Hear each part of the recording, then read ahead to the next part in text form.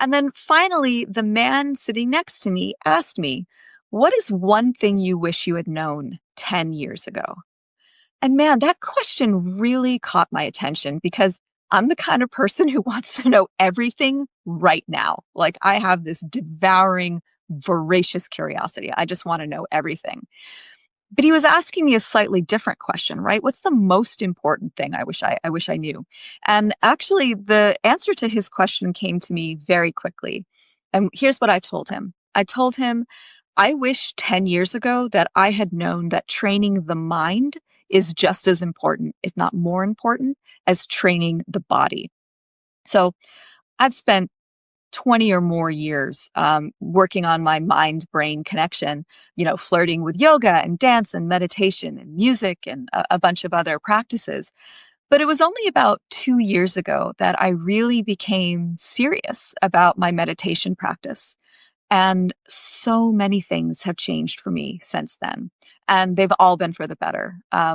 So I don't know if you have a meditation practice, but there's really great science that's being done in this field right now, showing the biological and the neurological roots of these things.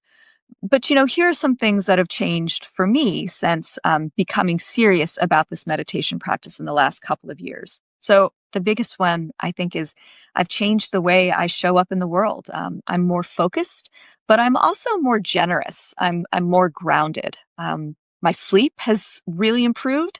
I think my neurological health has at least been holding steady, if not improving, which is super important as I age. And, I observe more. I'm slower to jump to conclusions or to interpretations. And I see more beauty and more wonder and more awe in the world around me.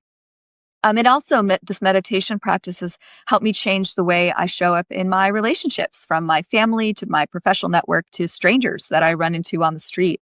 I think I spend much more time with a warm heart.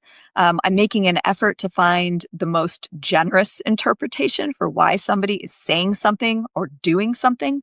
And I think this makes it easier for the authentic parts of me to come through and to invite other people to be authentic too.